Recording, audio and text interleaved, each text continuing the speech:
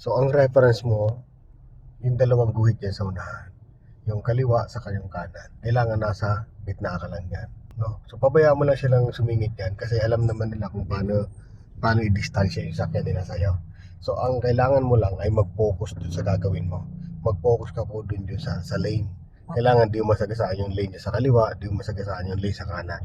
At yung nasa unahan mo, kung aabutan mo. Ito nasa unahan. Napaka-importante po yan. Tapos yung sa side na yan, kung papasok siya punta dito sa'yo, nasa side na sa kanan, kung papasok siya dito, pinapakaramdaman po natin yan. So, ganito. Pasok, yan. Itong pedestrian, stop ka muna. Yan, may pedestrian lane dyan. So, stop ka muna. Stop muna. Kasi mayroon natawid, no? Kailangan paunahin mo.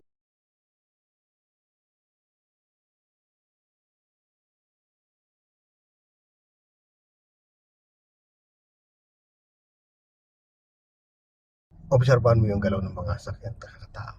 Okay, stop ka muna. Meron nag-e-entry sa kaliwa. So, walang enforcer kasi.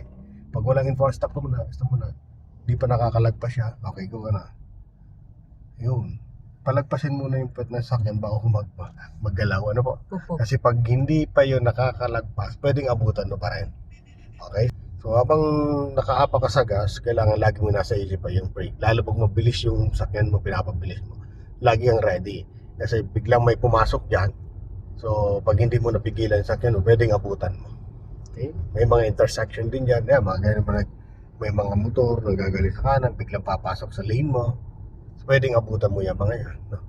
Pero reference mo dyan, yung guhit na yan. Yung dalawang guhit. Diyan ka lang. Posisyon ka lang po dyan. Huwag ka lang aalis dyan. No? So,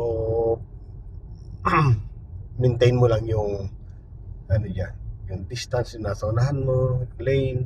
Maintain mo lang na hindi ka masyadong pumunta kaliwa o sa kanan. Basta konting galaw lang ng sakyan mo na mali, ayusin mo na kaagad. Pagkaramdam mo nakapunta siya sa kanan, kabit ng kaliwa. Ay mata lang, nasa unahan lang. Okay? Tapos mirror, tingin sa mirror. Okay? Kailangan lagi check natin dito para hindi mo na kailangan pang mag-get over the shoulder na blind spot ka. Okay? Para nakikita natin yan lagi kung may sakyan. Yan. Every 2 seconds to 3 seconds, tingin sa mirror, balik na. Kaliwat kanan, no? Kaliwat kanan yung tingin ng side mirror. Kailangan maramdaman natin yung mga galaw ng mga sakyan na sa kaliwa mo, maramdaman mo galaw ng sakyan sa kanan. Okay? Habang nakapokus tayo sa unahan. Nasa unahan, clear, kagaya niyan, dagdag ka lang ng gas. Yung nandiyan sa tagiliran, kagaya ng truck na yan. So, pabayaan mo lang yan, huwag ka madidistract sa tunog niya. So, hanggat nakaposisyon ka sa lane, wala kang dapat alahanin. Okay? So, nasa safe ka niyan. Lalay ka lang. Kasi pumasok yung gulong ng truck. Pag pumasok ang gulong ng truck o kaya ng sasakyan sa guhit na yan, so pwede sumikip na yan. Slow down ka, stop. May pumapasok.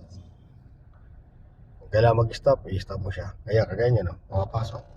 Stop ka na. Pag pumasok na yung uso ng sakyan niya, so aabutan mo yan. Babantayan mo din?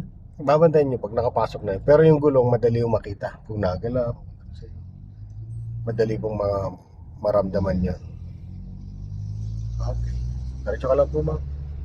Diretso lang. Sa focus sa unahan. Tignan mo lang papasok yung truck na yan dyan. Pag hindi naman, diretso ka lang. Pero pag pagkaramdam mo napasok na, so mag-slow down ka na. Kasi magsisikip lang talaga yan. Ayun, may nag-e-entry na tricycle. Yan, yung mga malayo pa nag-e-entry, walang problema. Pero kung aabutan mo siya, magbagal ka na kagad. Pabagal po tayo.